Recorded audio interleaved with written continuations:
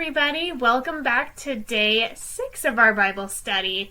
And if this is your first time here, welcome to Joyful Redemption. My name is Carly. I'm a Christian life coach, and I'm here because the Lord wants you to have your own joyful redemption.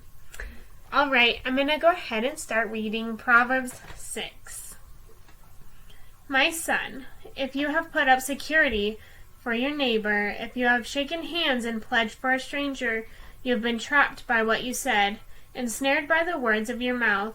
So do this, my son, to free yourself, since you have fallen into your neighbor's hands. Go to the point of exhaustion and give your neighbor no rest. Allow no sleep to your eyes, no slumber for your eyelids. Free yourself like a gazelle from the hand of the hunter, like a bird from the snare of the fowler. Go to the ant, you sluggard. Consider its ways and be wise. It has no commander, no overseer or ruler, yet it stores up its provisions in summer and gathers its food at harvest.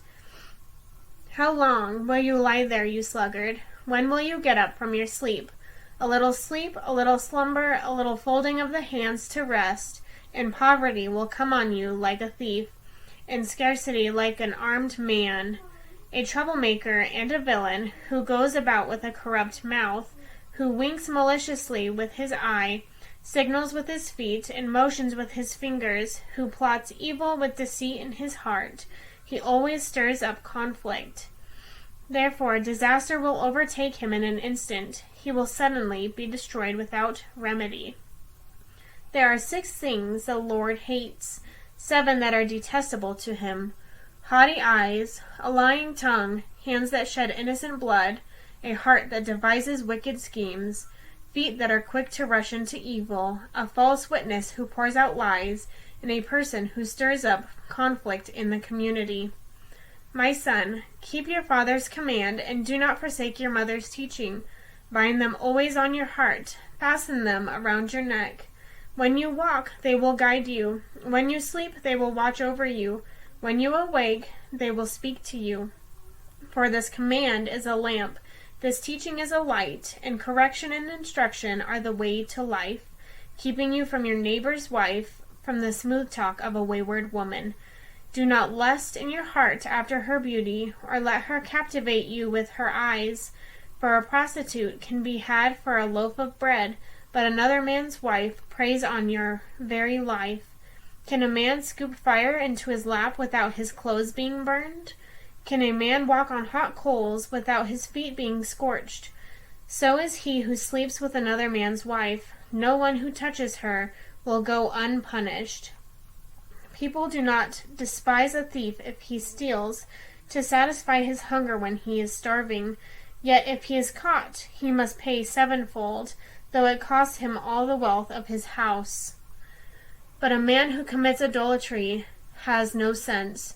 Whoever does so destroys himself. Blows and disgrace are his lot, and his shame will never be wiped away.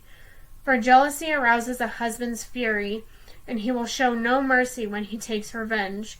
He will not accept any compensation. He will refuse a bribe, however great it is. Okay, I'm going to go ahead and go over some notes that I took. So it talks about 6 things the Lord hates, 7 that are detestable. Detestable means deserving intense dislike. Haughty eyes, a lying tongue, hands that shed innocent blood, a heart that devises wicked schemes, feet that are quick to rush into evil, a false witness who pours out lies, and a person who stirs up conflict in the community. I think that we need to pay a lot of attention to these because it says the Lord hates these things. And for me, the word hate is a very strong word in my own opinion. And this is another warning of ways that we can be led astray from the path of righteousness. Verse 9, it says, "How long will you lie there, you sluggard? When will you get up from your sleep?" If we remain still and be sluggish, where will that lead us? It is asking us, when will you get up from your sleep? While this is a question, it is also a cry from the Lord asking us to get up and to rise. We aren't called to be sleepers. While there may be seasons of waiting or rest, we aren't standing still. We are still walking, still taking steps of faith and spending time with the Lord as we wait on Him. Verse 23 says, "For this command is a lamp. This teaching is a light, and correction and instruction are the way to life." Here it says correction. If we turn our ways and ask for forgiveness, we are allowing the Lord to correct our wrongdoing and bring us on the path of righteousness. And then we walk into the light of the teaching the Lord has for us. So, as you spend time with the Lord, I encourage you to ask Him if there is anything in your life that is trying to lead you from the path of righteousness. And if anything is highlighted to you, as we read about the 6 things that the Lord hates and the 7 that are detestable to Him, the Lord is wanting to bring you His correction so that we can ask for forgiveness and ask what the Lord's correction is. Also, ask the Lord if there's anything that is causing you to be sluggish and what He is calling you to do instead. So, 2 questions that I would like to ask you guys and have you reflect on are, what can you do to avoid being sluggish?